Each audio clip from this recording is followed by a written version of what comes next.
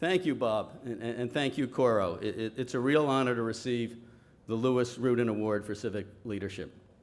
Having said that, being up here with Bob Morgenthau feels a bit like being in the ring with Muhammad Ali. What a mismatch. But it does give me the opportunity to say a few words about Bob. If public service is a heavyweight champ, it's Bob. As the video we just watched makes clear, few in this country can rival his extraordinary lifelong record of service and leadership. I've had the great fortune of knowing Bob and his family for over 30 years. For me, Bob has always been a friend, a mentor, and an inspiration. When I was a young lawyer at Paul Weiss Rifkin in the late 1970s and Bob was DA, Bob would usually greet me by saying, "Why don't you come work for me and get a real job?" I never did, but for the thousands of young lawyers who were lucky enough to work in the DA's office, having Bob Morgenthau as boss and mentor literally changed their lives. Bob has been a giant in our city and our country. His good works are everywhere, from the DA's office to the Police Athletic League to the Museum of Jewish Heritage. And Bob has passed on the Morgenthau tradition to the next generation. His daughter, Jenny, has for many years run the Fresh Air Fund, where I serve on her board. With everything he does, Bob brings FMW, famous Morgenthau wit. I'll give you my favorite recent example. A couple months ago, when asked by reporters why he had finally decided to retire, Bob replied, "Took me a while to realize I was getting older." There are a few other civic giants I want to mention tonight. First, of course, Lou Rudin, who I was lucky to know, and his children, my friends Bill and Beth, who have so wonderfully carried the torch passed on to them.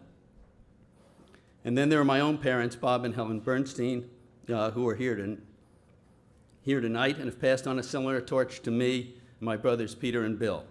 While I'm mentioning family, I also want to thank my wife Andy, who helped round up family and friends, including our youngest son Will, to be here tonight. The other night I overheard Andy pitching at his Tom's bar mitzvah.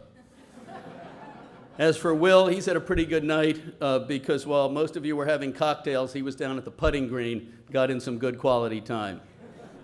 And I should also tell you that sitting next to Will is Lev Spiridova, our honored guest.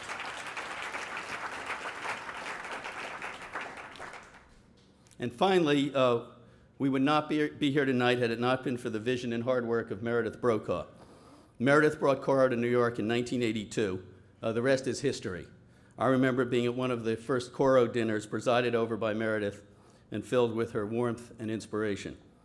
Coro's contribution has been remarkable, training a new generation of dedicated civic leaders who have changed the city. For the past several years, I've had the privilege of meeting with the participants in the Coro Fellows program.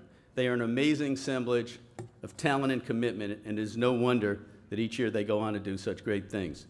And Coro can take much credit for another extraordinary contribution. It has been a trailblazer for a national movement committed to public service. It now seems clear that 2009 will go down in the history books as the year of service. As we all know, in his first 100 days, President Obama signed the Edward Kennedy Serve America Act. The act will allow AmeriCorps to triple from its current size of 70,000 to 250,000, participating in programs such as City Year, Teach for America, Habitat for Humanity, and many others. And here in New York City, Mayor Bloomberg and his one and only first deputy mayor, Patty Harris, who's here tonight, met the Obama challenge. Last month, they launched NYC Service, the city's most comprehensive effort to mobilize and engage volunteers in community service. Its mission is bold and simple: to make New York City the easiest city in the nation in which to serve. Whenever I think of the idea of civic engagement and service, I think of the mission statement of City Year, where I serve on the board. It goes something like this: there will come a time in this country when any one American can say to any fellow American, "Where did you do your year of service?" In other words, service to our country will become the glue that binds us, the language we all share in common. So in closing, I want to thank Jonathan Plutzik,